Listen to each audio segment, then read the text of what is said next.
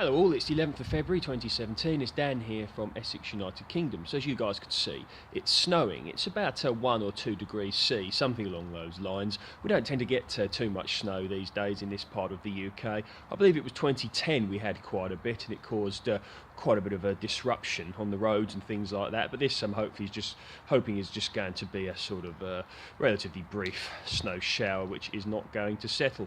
Was going to go down the allotment today and do a little bit of work down there, but don't think I'm going to bother now. Probably make more mess than it's worth, if I've got anything productive done down there. So just going to have a bit of a chill out day and have a bit of a plan and with regards to what I'm going to do here in the backyard orchard. So what I'll do is I'm just going to give you a rundown on what's going to happen, and you guys can see what the potential plans could be.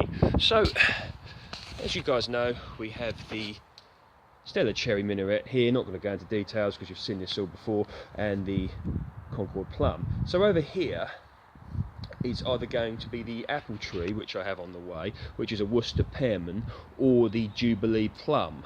So they're both on the semi-vigorous rootstocks, but this part of the backyard orchard here, there's no buildings around, there's plenty of space, no drains, so this can house a rather large tree, so quite happy about that. So just going to decide which I'm going to have here, the plum or the apple. Now here is where the polytunnel is going to go. I've got a 4x2 metre polytunnel on the way. I got it off of Amazon, quite a good price. I believe it was about £117, so I'm quite happy with that. It's not it hasn't got a door on it that zips up and down, because I believe that they can be a little bit delicate. What it is actually a proper door with a frame that you then put a plastic cover over, and it sort of hinges, so it's going to have a proper door on it.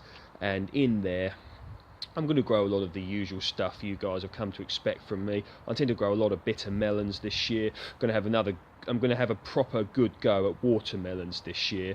As you know, 2 years ago, you can check out my playlist, I had some very good results with some watermelons. Last year I had a few, but not so good because I was busy with work and didn't have time to sort of pollinate them and give them the tender loving care that they require. But this year I intend to have good results. So what I'm going to have, as I stated, is some bitter melons and some watermelons in there. I might grow some aubergines as well, the usual stuff like tomatoes, and it's also going to have my Dixired peach tree in there. As you guys know, I have a Dixired peach tree. It's currently in another polytunnel, certainly not outside at this time of year due to the very high chance of it getting peach leaf curl if the temperature goes below 16 degrees C and the tree gets wet outside, which is what would happen. So check out my video if you guys are interested, how to prevent peach leaf curl. It's been quite successful on YouTube, so obviously people are liking it. And peach leaf curl is such a horrible disease that it really cannot be you really can't do too much to avoid it, because it's you pay 30 quid for a tree or whatever, and then you see it die horribly. Very upsetting really. You don't want a nice tree to die, that's my opinion. Anyway, so down here, I know it's not ideal to grow stuff underneath trees and that sort of thing, but what I'm thinking about doing is maybe a few strawberry plants down here, and I'm thinking maybe some raspberry canes over here up against the fence. I don't like trees generally these days up against the fence too much, because I like to be able to service a fence with wood preservative, etc., every few years to stop it rotting, but you can always pull them away. And over here, this is probably the warmest part of the backyard orchard. Just around here, gets a lot of sun here. So what I'm probably going to do is put a grapevine here. I'm thinking of the variety Lakemont Seedless. As you guys who follow my channel know, very fond of this variety to grow it outside, and it grows readily outside in the UK.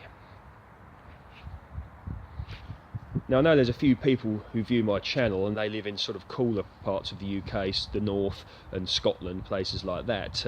Be very interested to know how you guys do with grapes outside, and if you have any videos, please let me know. I had a gentleman viewing my channel, and he stated he lives somewhere in Scotland, and he's going to have a go at growing some grapes in Scotland, and I would be very interested to know just how they do, either in a microclimate like a polytunnel, or whether they're against a south-facing wall or something along those lines.